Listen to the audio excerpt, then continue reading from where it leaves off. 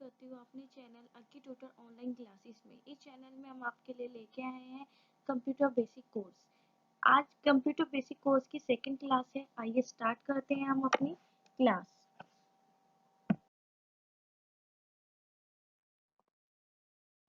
आज का हमारा फर्स्ट टॉपिक है पार्ट्स ऑफ कंप्यूटर। जैसे हमारी बॉडी के पार्ट्स होते हैं और उनका अपना अपना काम होता है, इसी तरीके से हमारे कंप्यूटर के भी कुछ पार्ट्स होते हैं जिनका अपना अपना काम होता है। उन पार्ट्स के बिना कंप्यूटर कोई भी काम नहीं कर सकता। कुछ हमारे बेसिक पार्ट्स होते हैं। The basic parts of a desktop computer are the computer case, monitor, keyboard, mouse and power cord. Each part play an important role whenever use a computer. हमारे कंप्यूटर के कुछ बेसिक पार्ट्स होते हैं जैसे monitor, keyboard, mouse, speaker, हमारे CPU. इन सब के बिना हमारा कंप्यूटर काम नहीं कर सकता। अगर हमारे पार्ट्स नहीं है कंप्यूटर के, मतलब हार्डवेयर नहीं है, तो हमारा कंप्यूटर किसी भी काम का नहीं है। हमें कंप्यूटर पे काम करने के लिए कुछ चीज़ों की ज़रूरत पड़ती है जिसके बिना हम कंप्यूटर पे काम नहीं कर सकते। वही हमारे पार्ट्स ऑफ कंप्यूटर। जैसे हमारे एक इंसान को देखने के लिए आँख की ज़रूरत है, लिखने के लिए हाथ की ज़रूरत है, चलने के लिए पैर की ज़रूरत है, उसी तरह कंप्यूटर पे भी जो भी हमें आउटपुट शो होता है, जो भी हमें दिखता है, उसके लिए हमें मॉनिटर की ज़रूरत है। हम कंप्यूटर में अपने इंस्ट्रक्शन क्या दें, उसके लिए हमें कीबोर्ड की ज़रूरत है। कभी कभी हमें किसी सॉफ्टवेयर को ओपन करना होता है, कुछ काम हमारे ऐसे होते हैं, हमें ड्राइंग करनी है या हमें डिज़ाइनिंग सॉफ्टवेयर पे काम करना है, तो वहाँ पे हमें माउस की ज़रूरत पड़ती है। हमारे कंप्यूटर में कौन सा साउंड है, उस साउंड को सुनने के लिए या हम किसी वीडियो की आवाज़ सुनने के लिए स्पीकर की ज़रूरत पड़ती है। तो हमारे लिए ये सारे पार्ट्स बहुत ज़्यादा ज़रूरी होते हैं। उनमें सबसे ज़्यादा ज़रूरी हमारा सीपीयू। जो भी हम लॉजिकल और मैथमेटिकल जितने भी हम काम करते हैं, वो सारे हम सीपीयू के थ्रू। सीपीयू हमारे कंप्यूटर का ब्रेन होता है जिसके थ्रू सारा काम होता है। मॉनिटर। मॉनिटर का काम क्या होता है कंप्यूटर में? मॉनिटर का काम होता है कि हम जो भी कंप्यूटर पे काम कर रहे हैं वो हमें शो कहाँ होगा।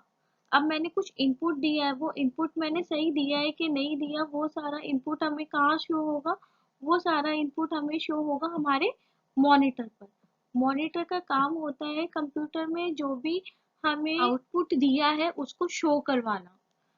हमारे बेसिकली हमारे 3 टाइप के मॉनिटर होते हैं जो हम यूज कर रहे हैं। सबसे पहले जो हम यूज करते थे वो सीआरटी मॉनिटर होते थे, जिन्हें पहले के टाइम में यूज किया जाता था। अब भी आपको देखने के लिए मिलेंगे, बट अब इनकी तादाद बहुत कम हो गई है।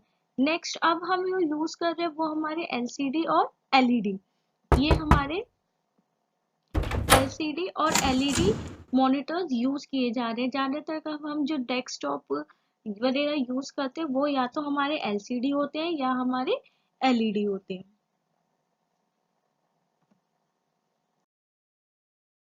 कीबोर्ड।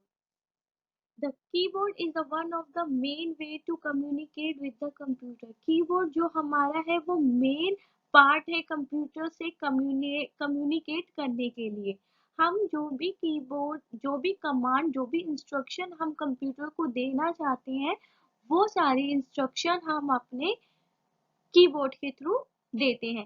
कीबोर्ड के थ्रू हम लिख सकते हैं, हम अल्फाबेट्स में लिख सकते हैं, हम नंबर में लिख सकते हैं, हम हमें कुछ कैलकुलेशन वगैरह करनी है तो उन सब चीज़ों के लिए, या हमें कोई सॉफ्टवेयर ओपन करना है या कुछ करना है, तो उन सब चीज़ों के लिए हमें किसकी ज़रूरत पड़ती है? कीबोर्ड की। अगर कीबोर्ड ही नहीं होगा तो हम अपना जो भी हमारा काम है, जो भी इंस्ट्रक्शन है, वो हम कंप्यूटर को नहीं दे सकते। हमारा माउस। माउस भी हमारे कम्युनिकेट कंप्यूटर से कम्युनिकेट करवाने के लिए एक बहुत ही इम्पोर्टेंट डिवाइस है। जो भी हमें सॉफ्टवेयर ओपन करना है, सपोज मुझे एमएस ऑफिस ओपन करना है, तो वो एमएस ऑफिस ओपन करने के लिए मुझे माउस की जरूरत है। हम कमांड्स के थ्रू भी काम करते हैं, पर कुछ चीजों को इजी बनाने के लिए हमें माउस की जरूरत होती है। हम जल्दी से जाएंगे, उस पे अपना कर्सर लेके जाएंगे और क्लिक करेंगे, हमारा सॉफ्टवेयर ओपन हो गया। या हमें किसी डिजाइनिंग सॉफ्टवेयर पे काम करने, या हमें जब बार बार माउस की जरूरत पड़ती है। पर पहले के जो कंप्यूटर्स होते थे उनमें इतनी माउस की जरूरत नहीं पड़ती थी, क्योंकि वो कमांड्स के ऊपर काम करते थे। बट आजकल के हमारे ग्राफिकल कंप्यूटर्स होते हैं, यहाँ पे हम डिजाइनिंग कर सकते हैं, हर तरीके का काम कर सकते हैं, तो हमें माउस की जरूरत पड़ती है। नेक्स्ट है हमारा central processing unit. Central processing unit जो है, द सीपीयू हमारी कंप्यूटर का बहुत ही इम्पोर्टेंट एक पार्ट होता है, जिसके थ्रू हम काम करते हैं। The CPU send signal to the control the other parts of the computer. CPU ही हमारा एक ऐसा हार्डवेयर होता है, एक ऐसा पार्ट है कंप्यूटर का, जो कंप्यूटर को सिग्नल भेजता है कि हम कौन सा पार्ट कंप्यूटर का यूज कर रहे हैं। Almost like how a brain control a body. जिस तरीके से हमारा ब्रेन हमारी बॉडी को कंट्रोल करता है, उसी तरीके से सीपीयू हमारे कंप्यूटर को कंट्रोल करता है। ये एक इलेक्ट्रॉनिक मशीन कहते हैं, इलेक्ट्रॉनिक मशीन है जिसकी इंस्ट्रक्शन पे कंप्यूटर काम, या ये हमारे इंस्ट्रक्शन को कंप्यूटर तक पहुंचाता है। हम कौन से हार्डवेयर से कौन से सॉफ्टवेयर को कमांड दे रहे हैं, या हम कीबोर्ड से क्या टाइप कर रहे हैं, ये सारी प्रोसेसिंग जो होती है वो हमारी सेंट्रल प्रोसेसिंग यूनिट मतलब सीपीयू में होती है।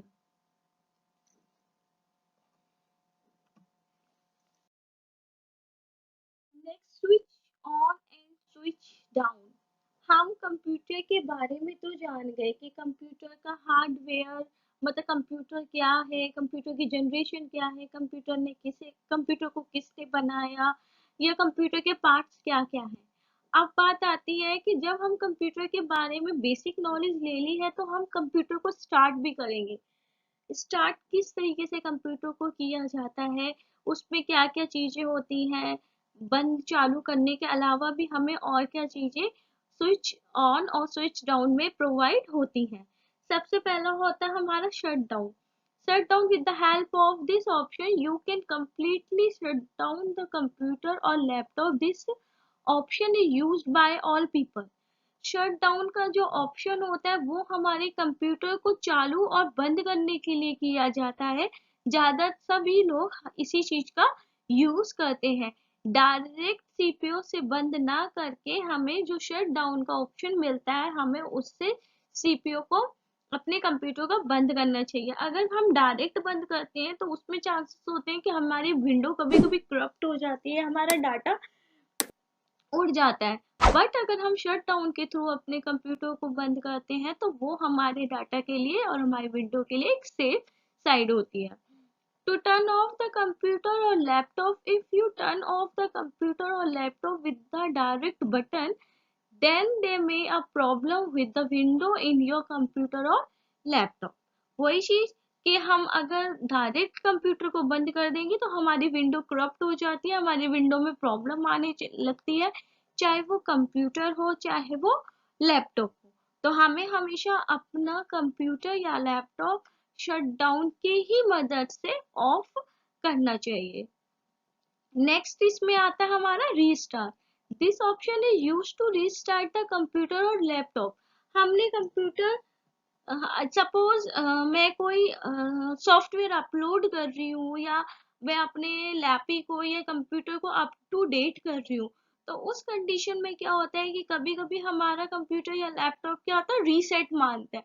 मतलब किसी चीज को बिना स्विच ऑफ मतलब कंप्लीटली बंद ना करके उसे दोबारा से रीस्टार्ट कर देना। अब सपोज मैं क्लास लेने जाती हूँ, अपने क्लासरूम में गई, अपनी क्लास ली। अब क्लास के लिए हम क्या करते हैं, हम जब थक जाते हैं या कुछ होता है या नेक्स्ट टीचर आते हैं, तो हम उस टाइम थोड़ा रेस्ट करते हैं, देन दोबारा से हम पढ़ाई स्टार्ट कर दे। तो सेम कंप्यूटर का भी है कि हमें रीसेट का मतलब कि हमने उस सॉफ्टवेयर को या उस को थोड़ी देर के लिए बंद करके दोबारा चालू करा, ताकि वो प्रॉपरली वर्क कर ले। कभी कभी हमारा सिस्टम हैंग हो जाता है, या कोई सॉफ्टवेयर प्रॉब्लम करने मांगता है, या मैंने कोई अपडेशन करी, तो उस कंडीशन में क्या होता है कि हमसे वो रीस्टार्ट करना मांगता है कि इसको दोबारा से चालू करो। तो इसमें ऑटोमेटिकली स्विच ऑफ होके और स्विच ऑन हो जाता है। नेक्स्ट है log of. There are multiple user account in the computer or laptop. To turn off the login in user use log off are used. अगर मैंने अपने लैपटॉप या कंप्यूटर में मल्टीपल यूजर बना रखे हैं तो उन यूजर, जैसे हमने एफबी पे अकाउंट बनाया, अब एफबी पे अकाउंट मेरा है, मेरी मम्मी का या मेरे फ्रेंड्स का भी है, तो उसमें क्या एक अकाउंट को बंद करके ही मैं दूसरा अकाउंट खोल सकती हूँ। तो सेम इसी तरीके से अगर मैंने कंप्यूटर में या लैपटॉप में अपने 2-3 यूजर बना रखे हैं तो उसके लिए मेरे को पहले यूजर को लॉग ऑफ करना पड़ेगा, तब जाके मैं नेक्स्ट यूजर के लिए लॉग इन कर सकती हूँ। तो ये तभी यूज होता है जब हमने अपने लैपटॉप या कंप्यूटर में मल्टीपल यूजर बना रखे हैं। नेक्स्ट होता है switch user. There are many user account in a computer. Switch user का क्या काम होता है कि एक यूजर से दूसरे यूजर तक में स्विच कर देना। जैसे सपोज हम YouTube यूज करते हैं, तो YouTube ये क्या होता है कि मैंने 2 आईडी डाल दी अपनी, तो उसमें क्या करती हूँ मैं, एक आईडी को क्लोज करके दूसरी आईडी, मतलब मुझसे वो दूसरा पासवर्ड नहीं मांगेगा। मैंने ऐसे स्विच किया, उसने एक आईडी को क्लोज करा और ऑटोमेटिकली मैंने जो आईडी उसे दोबारा प्रोवाइड करी उसने उसे उस पे यूट्यूब को ऑन कर दिया। नेक्स्ट हमारा आता है स्लीपिंग मोड। स्लीपिंग मोड का काम क्या होता है कि मैं अपने सॉफ्टवेयर पे काम कर रही हूँ और उस टाइम मैंने उसे स्लीपिंग मोड पे डाल दिया, तो उसमें जो होता है सीपीयू काम करना बंद कर देता है, पर मेरा डाटा जैसे होता है कंप्यूटर या लैपटॉप में वैसे का वैसे ही रहता है। स्लीपिंग मोड डालने से बस उसका सीपीयू, उसका प्रोसेसर थोड़ी देर के लिए बंद हो जाता है जब तक आप दोबारा उसे रीस्टार्ट नहीं करते। Next, what is input and output. Computer में इनपुट और आउटपुट क्या होते हैं और इन दोनों की ही कंप्यूटर में क्या इंपॉर्टेंस होती है। जब हम कंप्यूटर पे काम करते हैं तो हमें इनपुट का भी काम होता है और आउटपुट भी। इनपुट यूनिट या device with the help of which any data is accessed in the computer are called input unit. Input unit वो यूनिट होती हैं जिनके थ्रू हम कंप्यूटर में इंस्ट्रक्शन भेजते हैं, मतलब जिन चीजों के थ्रू कंप्यूटर को इंस्ट्रक्शन दी जाती हैं वो सारी डिवाइस हमारी इनपुट यूनिट में आती है। जैसे कि हमारा कीबोर्ड हो गया, माउस हो गया। अब कीबोर्ड से मैं टाइपिंग करके कंप्यूटर को इंस्ट्रक्शन दे रही हूँ, माउस से मैं क्लिक करके कर्सर मूव करके इंस्ट्रक्शन दे रही हूँ, सीडी से मेरी सीटी में कोई मूवी है या कोई सॉन्ग है तो मैं कंप्यूटर को इंस्ट्रक्शन दे रही हूँ भाई इसमें जो भी मूवी हो उसको तू प्ले कर दे। तो इन सारी चीजों, जो भी चीज कंप्यूटर में इंस्ट्रक्शन पहुंचाती हैं वो सारी हमारी इनपुट यूनिट में आती हैं। Output unit, output unit processing the data enter by the input unit in the computer. Different types of unit are used. हमने जो भी इनपुट यूनिट के थ्रू डाटा कंप्यूटर में भेजा या इंस्ट्रक्शंस कंप्यूटर को दी, उन इंस्ट्रक्शन पर जो भी प्रोसेसिंग होती है उस डाटा को हम लोगों तक पहुंचाने के लिए जो डिवाइसेस यूज की जाती हैं वो सारी हमारी आउटपुट यूनिट में आती हैं। सबसे पहले हमारा मॉनिटर, सबसे मेन हमारी जो आउटपुट यूनिट होती है वो हमारी मॉनिटर होती है। प्रिंटर वगैरह तो सब बाद में आते हैं, पर सबसे पहले हम क्या यूज कर रहे हैं, मॉनिटर। हम जो भी इंस्ट्रक्शन दे रहे हैं वो इंस्ट्रक्शन मुझे कहाँ शो हो रही है, वो मेरे को मॉनिटर पे शो हो रही है। Next printer. अब मेरी कुछ भी हार्ड कॉपी अपने कंप्यूटर में मैंने रख रखी है, तो सॉफ्ट कॉपी, अब उसको, अब मैं ये तो है नहीं कि मैंने कोई रिज्यूम बनाया तो मैं रिज्यूम के तौर पे मैं अपना लैपटॉप उठा के तो नहीं लेके जाऊंगी ना हर जगह की, जी देखिए इसमें मेरा रिज्यूम है आप देखिए।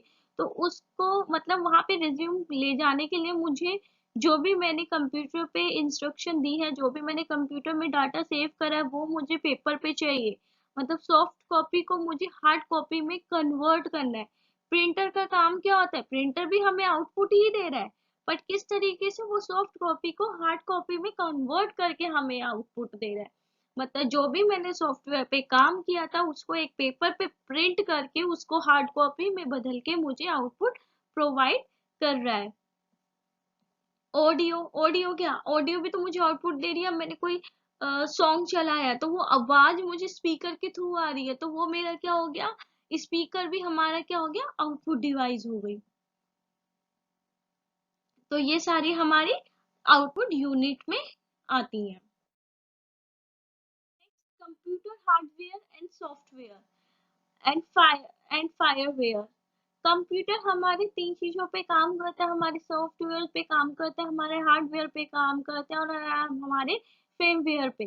हार्डवेयर के बिना, सॉफ्टवेयर के बिना कंप्यूटर कुछ भी नहीं है। मतलब अगर हमें कंप्यूटर पे काम करना है तो हमारे लिए इन तीनों ही चीजों की उतनी ही इम्पोर्टेंस है। हम किसी भी चीज को राइटली नहीं ले सकते। सबसे पहले हमारा हार्डवेयर।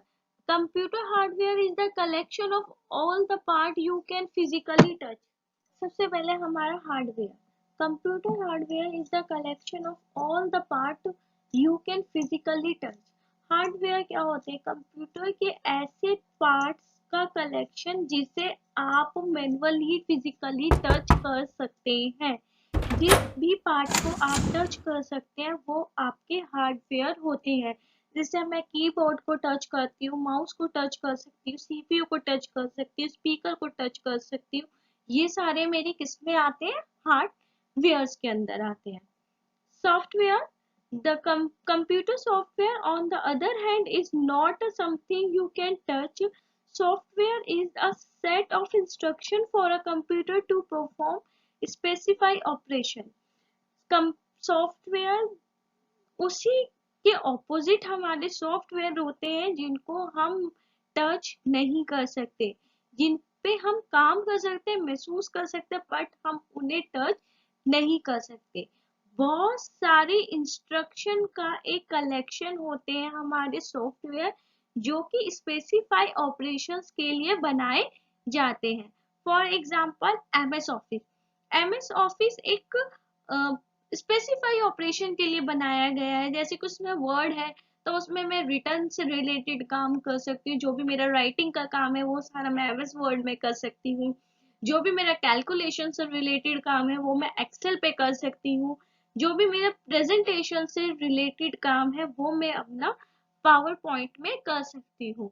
मतलब बहुत सारी इंस्ट्रक्शन का एक कलेक्शन का एक पैकेज मुझे बना के दे दिया है जिसे हम सॉफ्टवेयर कहते हैं।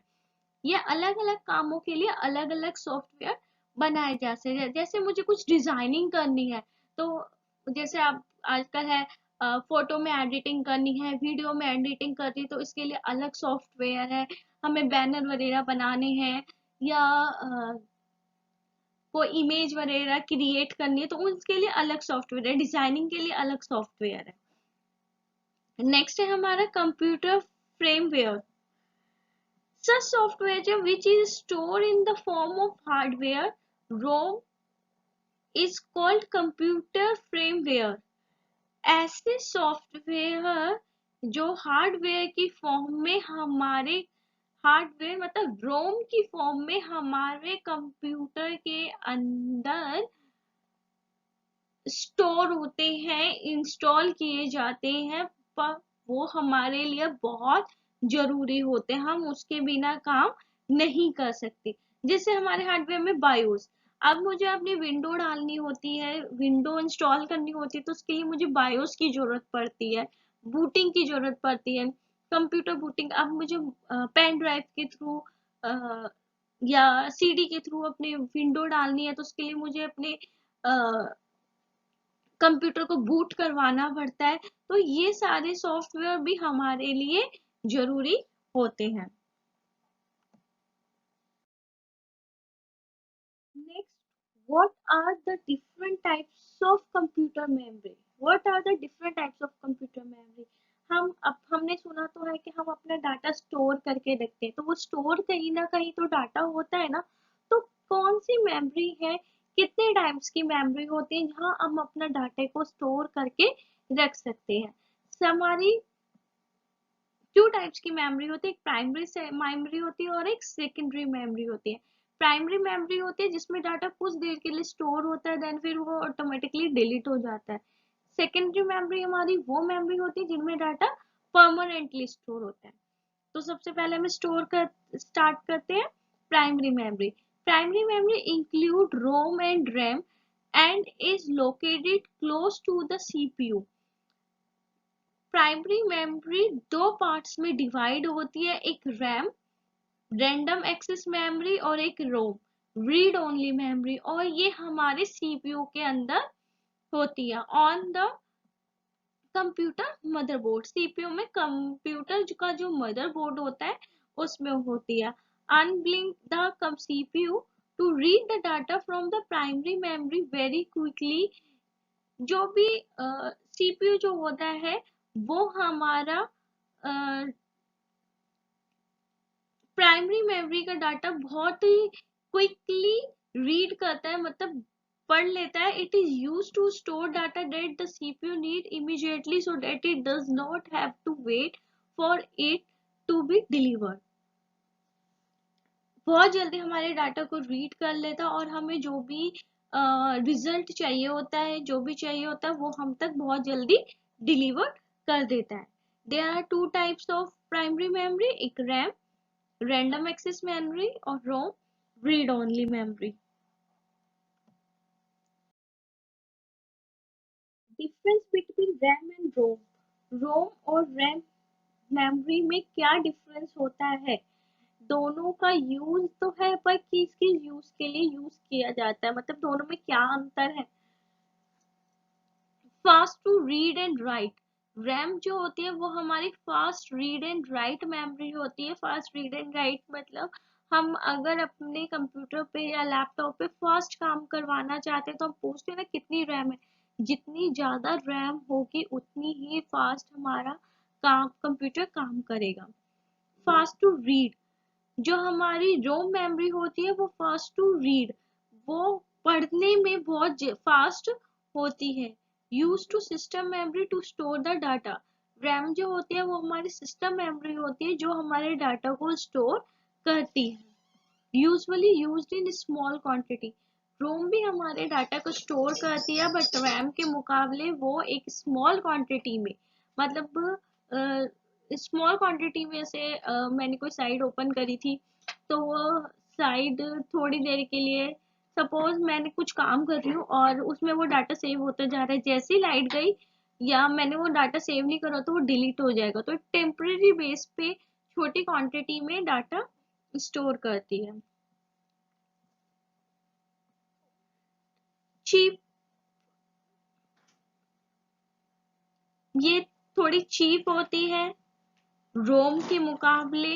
रैम थोड़ी चीप होती है, एक्सपेंसिव कंपेयर टू, अगर कंपेयर किया जाए हमारी सेकेंडरी मेमोरी से तो expensive compare to secondary memory से थोड़ी कम एक्सपेंसिव होती है। ROM use to store boot instruction और फ्रेमवर्क। रोम का जो यूज किया जाता है वो बूट इंस्ट्रक्शंस के लिए किया जाता है और ये रैम के मुकाबले थोड़ी एक्सपेंसिव होती है।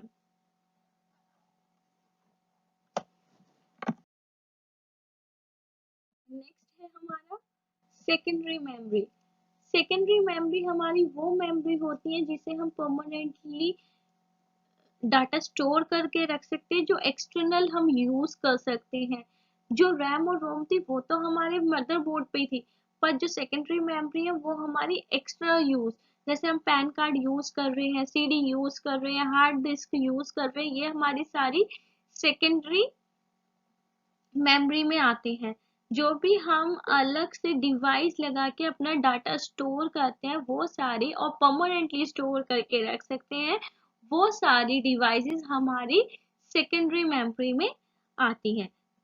जैसे हार्ड डिस्क ड्राइवर हो गया और ऑप्टिकल हो गया, ये सारे क्या है हमारे सेकेंडरी मेमोरी है जहाँ पे हम डाटा अपना परमानेंटली स्टोर कर सकते हैं।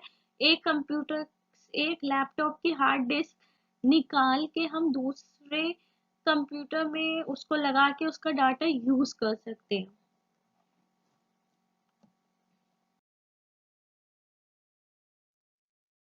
अब आते हैं हमारे हु इवेंटेड, हमारे कंप्यूटर की कौन सी चीज कब आई। Computer was invented by Charles Babbage. जो कंप्यूटर चार्ल्स बाबेज ने बनाया था 1922 में इन्वेंट किया था।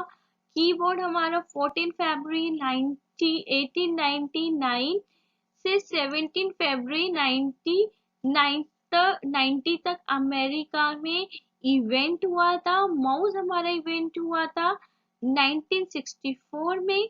The Hotmail was invented bye Sabir Bhatia. Google was invented in 1996। जो गूगल आया था वो हमारा 1996 में आया था। फेसबुक हमारी इवेंट हुई थी 2004 में। वाईफाई वॉज इन्वेंटेड इन 1991 में और ईमेल वॉज इन्वेंटेड बाय 1982 में। तो ये सारी जो है ये इवेंटेड, मतलब जो भी हमारी चीज कब यूज में, मतलब कब आने लगी, कब उसका आविष्कार हुआ, उसकी डेट। और ये क्वेश्चंस एग्जाम्स में पूछी जाती है। Thank you for watching my channel. अगर आपको मेरी वीडियो पसंद आए तो मेरे चैनल को सब्सक्राइब, लाइक और शेयर करना ना भूलें।